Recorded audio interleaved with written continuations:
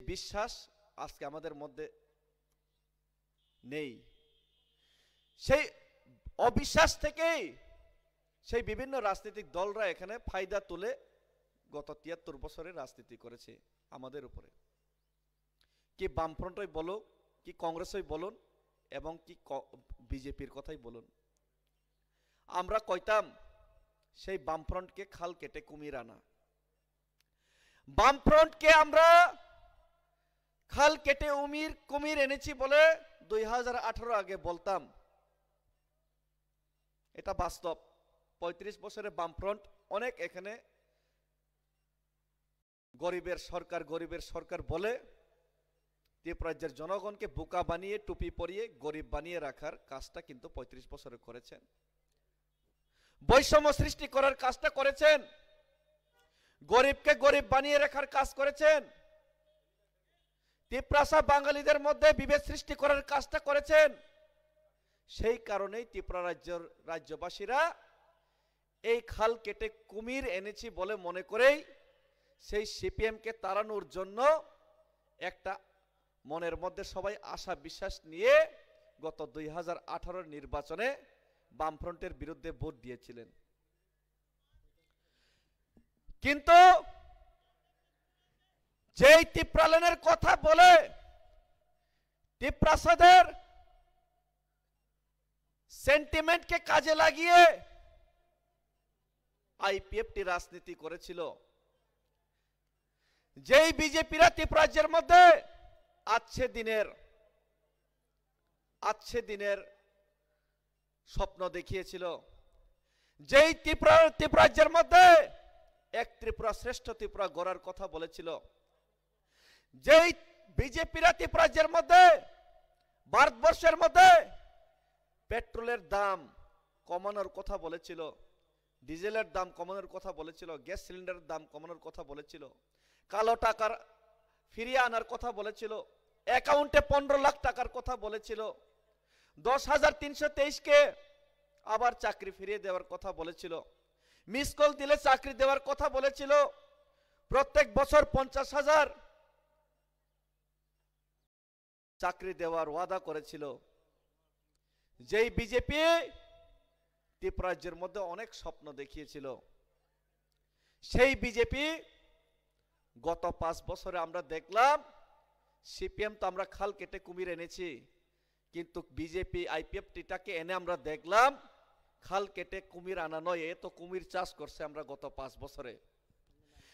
5 বছরে আমরা বিজেপিকে এনে কুমিরের চাষ করলাম, যেই কুমির ত্রিপুরাজ্যের জনগণকে তিলে তিলে গিলে খাওয়ার কাজ করেছে। কি মুসলিম ভাই বোন, কি ত্রিপুরা, কি এসসি, কি মাইনরিটি, কি বাঙালি, সমস্ত ত্রিপুরাজ্যের জনগণকে গিলে খাওয়ার কাজ করেছে।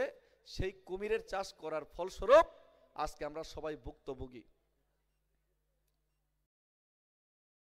কিছুদিন আগে আমরা দেখলাম এই এলাকার কাছাকাছি নলছর এলাকায় নাকি কিশোর বর্মন না জানি কারে প্রার্থী করছিল বিজেপিরা। কিশোর বর্মনকে প্রার্থী করে ওনাকে নমিনেশন দেওয়ার দিনে দেখলাম, একটা ভিডিওতে দেখলাম নমিনেশন দিচ্ছে মাত্র, ভোট এখনো পাইনি, এমএলএ বিধায়ক মন্ত্রী এখনো হয়নি। এর আগেই উনি নমিনেশন দেওয়ার দিনেই সরাসরি সোশ্যাল মিডিয়ার সামনেই জনগণের উদ্দেশ্যে উনি কি বললেন, উনি একটা বাক্য উচ্চারণ করলেন, পিডের চামড়া তুল্লালামু সর হেনতে। কিশোর বর্মন কইল পিডের চামড়া তুল্লালামু সর হেনতে, বিধায়ক হইল না, ভোটই পাইল না, পিডের চামড়া তুল্লা নেওয়ার কথা কয় এই কিশোর বর্মনরাই বিজেপিরা।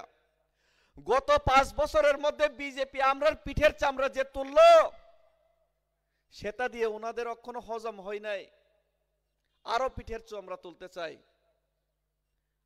কিন্তু দয়া করবেন বিজেপির বন্ধুগণ, বিজেপির নেতাগণ, বিজেপির দালালগণ, জনগণের পিঠের চামড়া আপনারা 5 বছরে তুলতে তুলতে আমাদের জনগণের পিঠ, ত্রিপুরাজ্যের রাজ্যবাসীর পিঠ, বক্সনগর এলাকার জনগণের পিঠ অলরেডি বস্তা হয়ে গেছে। আমাদের পিঠের চামড়া তোলার জন্য আপনাদের চাবুক চালালেও সেই পিঠের চামড়া আর তোলা যাবে না।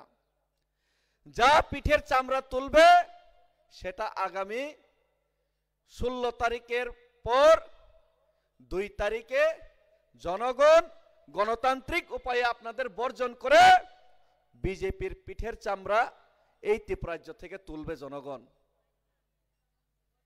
সেটার জন্যই আজকে ত্রিপুরা রাজ্যের সমস্ত রাজ্যবাসীরা সেই বিজেপিকে বিদায় বিসর্জন দেওয়ার জন্য দশমীর দিনে যেভাবে বিসর্জন দেওয়া হয়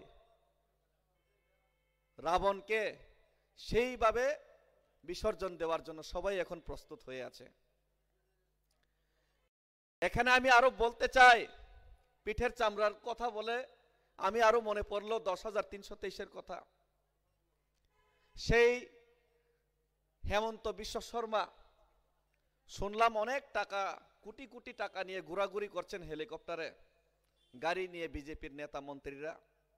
আসামের মুখ্যমন্ত্রী হেমন্ত বিশ্ব শর্মা যে মুখ্যমন্ত্রী হওয়ার পর আসামের জনজাতি ভূমিপুত্রদের উপর বুলডোজার চালিয়েছিল, যে আসামের হেমন্ত বিশ্ব শর্মা আসামের আমাদের মুসলিম ভাইদের বাড়িতে বাড়ি ঘরে ভাঙচুর করেছিল, সেই হেমন্ত বিশ্ব শর্মা 2018-র আগে ত্রিপুরাজ্যে সরাসরি মিডিয়াতে বলেছিল 10,323-এর উদ্দেশ্যে, सालाना घुमा घुमा के मत पूछो, ये 10,323 को नौकरी मिलेगा ही मिलेगा।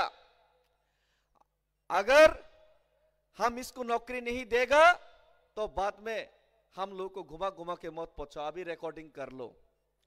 अगर हम लोग 10,323 को नौकरी नहीं देगा तो बाद में बीजेपी को वोट मत देना, ये बोला था हमारा हेमंत बिश्व शर्मा जी ने। अभी फिर से ये हेमंत बिश्व शर्मा बोल रहे हैं, वो तो मैं झूठ मूठ का बोल दिया था ভোট পানে के लिए।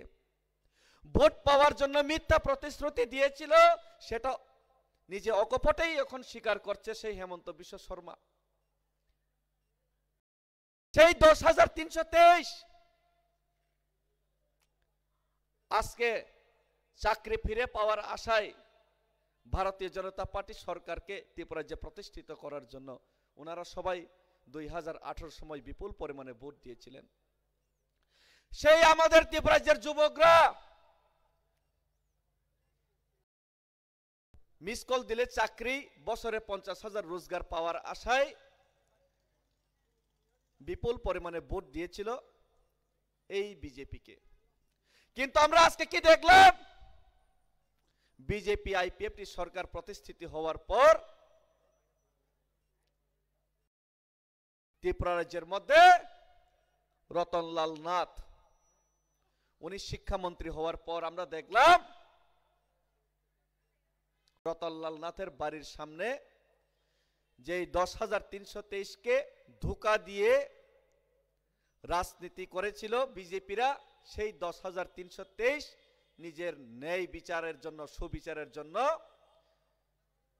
গত 5টা বছর অনশন করতে হয়েছে। রতনলাল নাথের বাড়ির সামনে ধর্ণা দিতে হয়েছে।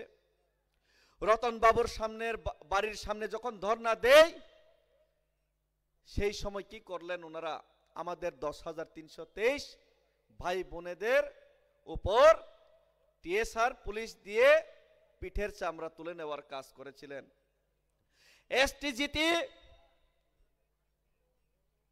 জিআরবিটি চাকরি প্রাপকরা যখন চাকরি ন্যায্য মতে পায় নাই, যখন রতন বাবুর বাড়ির সামনে গিয়ে আন্দোলন করে ন্যায্য চাকরি পাওয়ার জন্য, তখন তাদের উপর পুলিশ লেলিয়ে দেওয়ার কাজ করলো এই বিজেপি এবং এই রতন বাবুর হাইনা বাহিনী। যার কারণে আমি আজকে বলতে চাই, 10,323-দের উপর প্রতারণা, আমাদের যুবকদের উপর প্রতারণা, সেই প্রতারণার জবাব আগামী 16 তারিখে আমাদের এই বক্সনগরবাসীকে, সমস্ত ত্রিপুরা রাজ্যের রাজ্যবাসীর সাথে এক হয়ে সেই জবাব আনারস মার্কায় ভোট দিয়ে আমাদের এখানে মনোনীত প্রার্থী যুব আইকন বক্সনগর এলাকার আমাদের আবু খায়ের মিয়াকে বিপুল পরিমাণে ভোট দিয়ে আপনারা সেটার যোগ্য জবাব দেবেন এবং 2 তারিখে এই বক্সনগর এলাকাতে একটা ইতিহাস তৈরি করবে। এবং আমি আরো আশা করি 10,323রা তো ভোট দিতই না, আগামী 16 তারিখে আমি মনে করি 10,323-এর 14 গোষ্ঠীও আগামী 16 তারিখে ভোট দিত না আর বিজেপিরে। সুতরাং বিজেপিরা প্রস্তুত হয়ে যান। কিছুদিন আগে শুনলাম অনেক বিজেপি নেতারা নাকি বাংলাদেশের ভিসা ফ্লাইট টিকিট অলরেডি বানায় রাখছে। এটা বানানো উচিত, কারণ 2 তারিখের পর জনগণরা যেভাবে ওনাদের প্রসাদ দেবেন সেই প্রসাদ খাওয়ার জন্য ওনারা এখানে থাকতে পারবেন। আমি আশা করি ওনাদের বাংলাদেশ, কলকাতা তো মমতা ব্যানার্জি ওখানেও যেতে পারবে না, বাংলাদেশ যাওয়ার জন্য প্রস্তুত হতে হবে সেই বিজেপি নেতাদের। এবং আমি আরো বলতে চাই, আজকে ত্রিপুরাজ্যের মধ্যে বিশেষ করে এই বক্সনগর এলাকাবাসীকে, আমার মাইনরিটি ভাইদেরকে,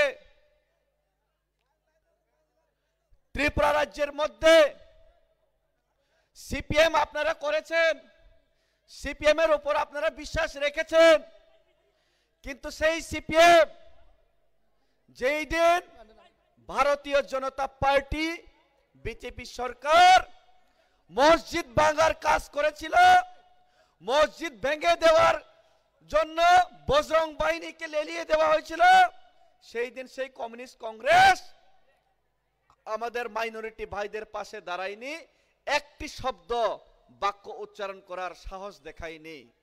সেই দিন আমাদের মাইনরিটি ভাইয়ের কাছে কে ছিল, ওনাদের প্রকৃত বন্ধু কে ছিল, ওনাদের পাশে হয়ে দাঁড়িয়ে কে সরাসরি বক্তব্য রেখেছিলেন, কে প্রতিবাদ করেছিলেন? সেই দিন প্রতিবাদ করেছিলেন আমাদের ত্রিপুরাজ্যের মহানায়ক, ত্রিপুরাজ্যের বাস্তববাদী, সত্যবাদী আমাদের বুবাগ্রা প্রদ্যোৎ বিক্রম কিশোর মানিক্য। আরো আপনাদের মনে রাখা উচিত, ভারতীয় জনতা পার্টির বিধায়ক পবিত্র বিধানসভায় উনি আমাদের মুসলিম ভাইদের উদ্দেশ্যে বলেছিলেন, শম্ভুলাল চাকমা বিজেপির বিধায়ক, মাদ্রাসা নাকি বন্ধ করে দেওয়া উচিত, হজ যাত্রা বন্ধ করে দেওয়া উচিত, মাদ্রাসাতে নাকি আতঙ্কবাদী সৃষ্টি হয়। এই কথা কে বলেছিল? এই কথাটা বলেছিল বিজেপির বিধায়ক ত্রিপুরার বিধানসভায়। আর আমরা আজকে যদি আবার বিজেপিকে ভোট দিই তাহলে আমাদের কি হবে, আমরা ভেবে চিন্তে সেটা ভোট দেওয়া দরকার। এই বিজেপির বিধায়ক যে সময় মাদ্রাসাতে উগ্রবাদী সৃষ্টি হয় বলে বিধানসভাতে বক্তব্য রেখেছিলেন, তখন মানিক বাবুরা কোথায় ছিল, তখন শহীদ বাবুরা কোথায় ছিল? তখন এই বামফ্রন্টের 15-16 জন বিধায়ককে তো একজনকেও প্রতিবাদ করতে দেখিনি।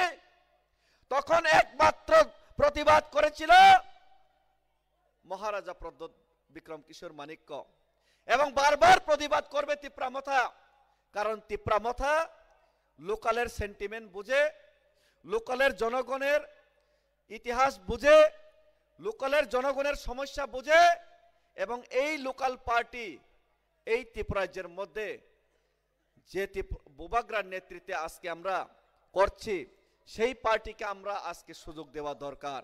কারণ ত্রিপুরাজ্যের মধ্যে দিল্লির ইশারায় কংগ্রেস করেছি, সিপিএম করেছি, বিজেপিও আজকে 5 বছর দেখলাম, কিন্তু দিল্লির ইশারায় যে সমস্ত রাজনৈতিক দলগুলি আমরা ত্রিপুরা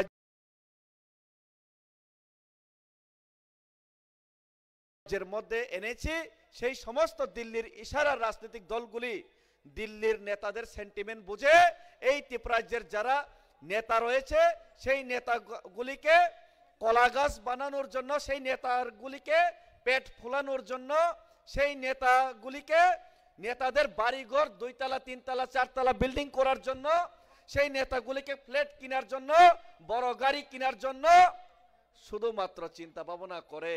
এবং ত্রিপুরাজ্যের জনগণের যে অধিকার, জনগণের যে মৌলিক অধিকার, জনগণের মধ্যে যে সৌভ্রাতৃত্ব, জনগণের যে সমস্ত পাওনা, সেই পাওনাকে ছিনিয়ে নিয়ে রাজনীতি করার কাজটা করেছেন। সেই কারণেই আজকে আমরা বারবার বলতে চাই, অনেক হয়েছে সিপিএম কংগ্রেস বিজেপি, অনেক হয়েছে বাইরে থেকে নেতা এনে এনে আমরা বড় বানিয়ে আমাদের নিজেদের মধ্যে লড়াই করার কাজ করেছি।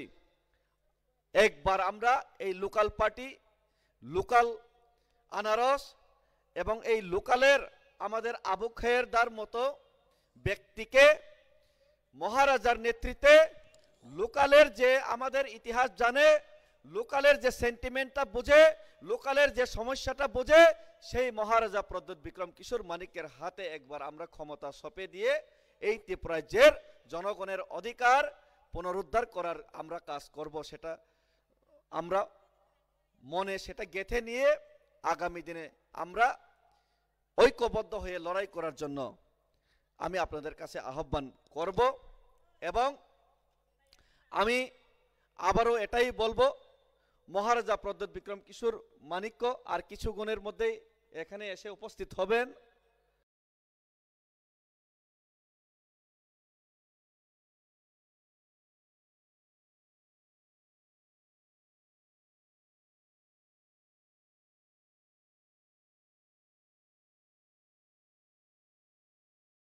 আপনাদের উদ্দেশ্যে